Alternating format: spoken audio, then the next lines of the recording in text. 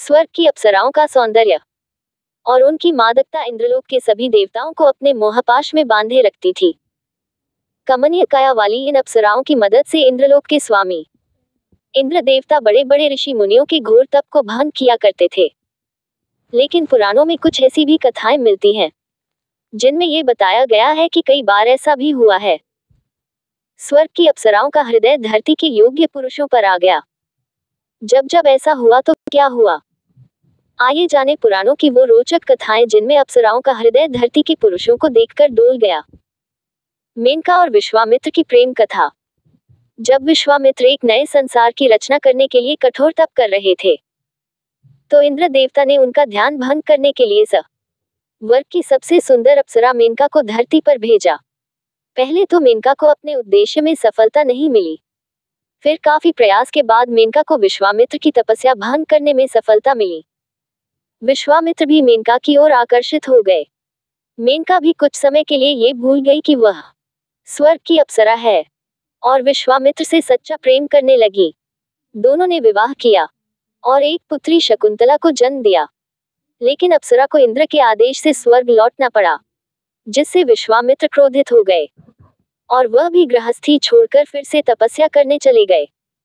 परिणाम ये हुआ कि इनकी पुत्री शकुंतला के सिर से बचपन में ही माँ पिता का साया छिन गया और एक अन्य ऋषि ने इनका पालन पोषण किया। उर्वशी, पुरुरवा, अर्जुन और विभांडक ऋषि। एक बार इंद्रलोक में नारद मुनि राजा पुरुरवा के रूप, बुद्धि और युद्ध कौशल की प्रशंसा कर रहे थे। उर्वशी भी वहां मौजूद थी। मृत्युलोक के राजा की इतनी प्रशंसा सुनकर उर्वशी का दिल भी उन पर आ गया।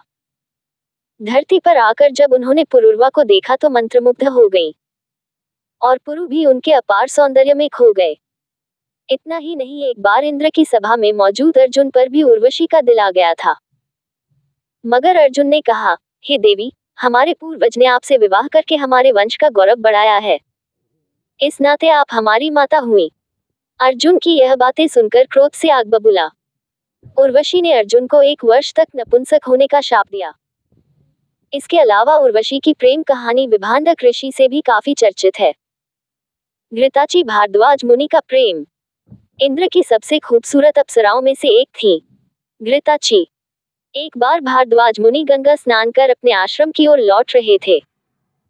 तभी उनकी नजर घृताची पर पड़ी, जो नदी से स्नान कर बाहर निकल रही थी। भीगे वस्त्रों में उनके भरे पूरे तन को देखकर भारद्वाज मुनि कामाशक्त हो गए। उन्होंने अपने नेत्रों को बंद करके खुद को नियंत्रित करने का भी प्रयास किया, लेकिन तब भी उनका वीर्यपात हो गया। उन्होंने अपने वीर्य को एक मिट्टी के पात्र में रख लिया। इससे द्रोणाचार्य का जन्म हुआ।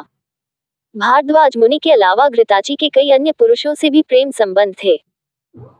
घृताची की खूबसूरत काया को निहारने मात्र से वेदव्यास ऋषि कामाशक्त हो गए थे, जिसके चलते शुकदेव उत्पन्न हुए। रंभा और शेषरायन के बीच ऐसे हुआ प्रेमाकर्षण। एक बार भगवान शिव के वरदान के प्रभाव से ऋषि शेषरायन रूपवान हो गए थे। एक दिन ऋषि मार्ग से गुजर रहे थे तो रास्ते में जल क्रीड़ा कर रही सुंदर कन्या पर इनकी दृष्टि गई। ये कन्या रंभा अप्सरा थी। ऋषि और रंभा दोनों एक दूसरे के प्रति मोहित हो गए। इनके बीच संबंध से काल्यवन का जन्म हुआ।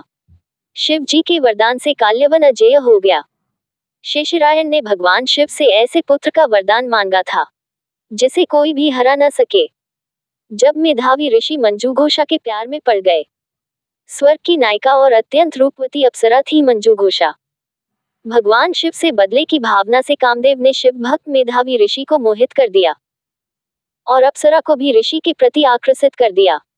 अप्सरा ने अपनी वीणा को भूमि पर रख दिया और ऋषि से प्रेम करने लगी। दोनों ने एक दूसरे के प्रेम में 57 साल साथ में गुजार दिए। अप्सरा ने जैसे ही स्वर्गलोक वापस जाने की बात की, ऋषि ने उन्हें पिशाचिनी बनने का शाप दे दिया।